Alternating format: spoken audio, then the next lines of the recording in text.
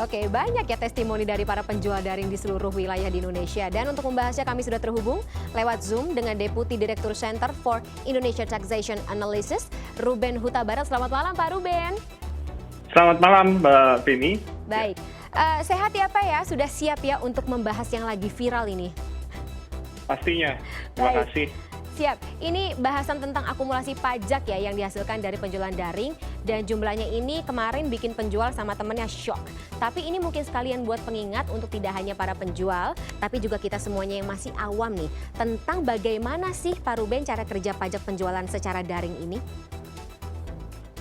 Pajak penjualan secara daring lebih tepat sebetulnya penghasilan yang diperoleh oleh para pelaku usaha yang melaksanakan kegiatan usahanya melalui secara daring ya. Daring ini kan sebenarnya cuma tools saja untuk melakukan transaksi ya. Jadi pada dasarnya pengenaan pajak penghasilan sebenarnya sama seperti kegiatan usaha lainnya yang melakukan aktivitasnya secara offline ya, sama persis begitu. Cuma yang harus diingat adalah ini kan cuma cara melakukan bisnis saja. Pajak penghasilannya tetap sama, bahwa setiap penghasilan dalam hal ini kalau kita berdagang, yaitu laba yang kita hasilkan, selisih antara harga jual dengan harga beli kita dikurangi biaya, dapatlah laba, itu menjadi objek pajak atau undang-undang PPh ya. Tapi memang ada juga cara pengenaan pajak yang diberikan yang dikenakan oleh pemerintah kepada usaha menengah, usaha mikro, kecil dan menengah yang omsetnya dalam setahun 4,8. Dia dikenakan pajak bukan dari laba bersihnya, tapi dari peredaran usahanya, dari omsetnya, yaitu sebesar 0,5% dari peredaran usahanya. Itulah kemudahan yang diberikan pemerintah kepada para pelaku usaha mikro, kecil, dan menengah. Nah, Pak Ruben, mungkin ada bedanya ya harusnya sih ya kalau misalnya kayak pajak bagi penjualan yang ada di Lokapasar kan lebih gampang untuk terdeteksi atau didata seperti itu dengan penjualan yang ada di Japrian, misalnya kayak tektokan akun pribadi kayak DM Instagram atau WhatsApp kayak gitu. Ini gimana cara kita hitung-hitungan kemudian mendeteksi atau mungkin kita bisa mendaftarkan kalau kita nggak tahu caranya? Nah, pada dasarnya wajib pajak itu menghitung sendiri berapa pajak yang seharusnya disetor ke negara.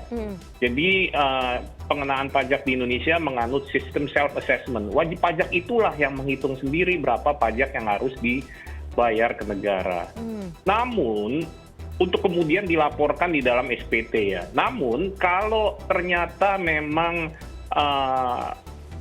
kemudian wajib pajak ini yang seharusnya memiliki penghasilan namun dia tidak melaporkan ke negara, disitulah baru pemerintah bisa melakukan pemeriksaan terhadap wajib pajak tersebut untuk kemudian menetapkan berapa pajak yang terhutang. Jadi tidak lagi awalnya wajib pajak diberikan kesempatan menghitung sendiri, tapi karena dia tidak menghitung sendiri, maka otoritas pajak lah yang datang melakukan pemeriksaan untuk menghitung pajaknya sendiri. Nah, tentu untuk dapat menghitung sendiri berapa pajak yang seharusnya dibayarkan ke negara, memang pelaku usaha harus disiplin mencatat berapa penghasilan dia dari transaksi TikTokan di sosmed yang secara langsung, berapa penghasilan dia yang diperoleh dari aplikasi marketplace begitu. Harus ada kedisiplinan memang mencatat itu supaya juga wajib pajak bisa dengan akurat menghitung berapa seharusnya yang saya bayar ke negara. Nah, kalau misalnya udah nih wajib pajaknya sudah menghitung-hitung gitu. Tapi sebelum saya tanya konsekuensi ke depannya, ini cara penghitungannya gimana sih Pak Ruben? Potongan pajak yang didapat dari penghasilannya, kemudian administrasi, terus apa lagi Pak? Jadi cara menghitung pajaknya berangkat dari kita harus menghitung berapa penghasilan yang kita peroleh dari kegiatan usaha kita, kita catat, jadi untuk UMKM dia tidak perlu pembukuan, dia cukup hanya melakukan pencatatan berapa omset yang saya terima per hari, begitu.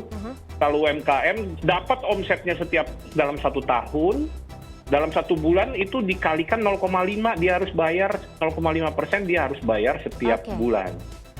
Tapi kalau misalnya omset dia, peredaran usaha dia dalam setahun sudah melebihi 4,8, dia tidak bisa lagi hanya melakukan pencatatan, namun dia harus melakukan pembukuan namanya.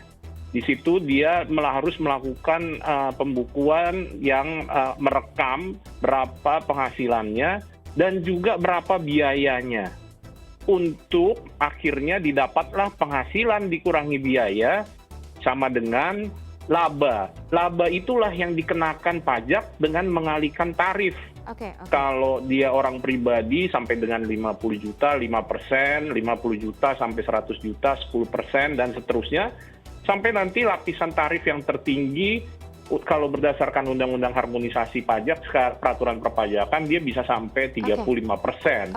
Nah Pak Ruben, kalau misalnya wajib pajaknya mengisi sendiri, ada ketakutan atau ada kekhawatiran nanti bisa di markup gitu gimana? Cara menghindari atau Dirjen Pajak ini bisa mendeteksi gitu kalau ada indikasi kecurangan? Nah, jadi dengan adanya sistem self-assessment ini yang berarti kan sebetulnya pemerintah menaruh kepercayaan besar kepada wajib pajak untuk dia menghitung sendiri berapa pajak yang terhutang. Namun tentu saja kepercayaan itu juga disertai dengan kontrol yang diatur di dalam undang-undang, di mana otoritas pajak bisa melakukan pemeriksaan ketika mungkin SPT yang disampaikan oleh wajib pajak ini banyak terdapat indikator-indikator yang ada indikatornya sendiri secara internal ditetapkan di DJP, indikator-indikator yang di luar kewajaran. Misalnya, biasanya labanya kalau jualan segini 20%, ini kok cuma 1% nih ngakunya gitu.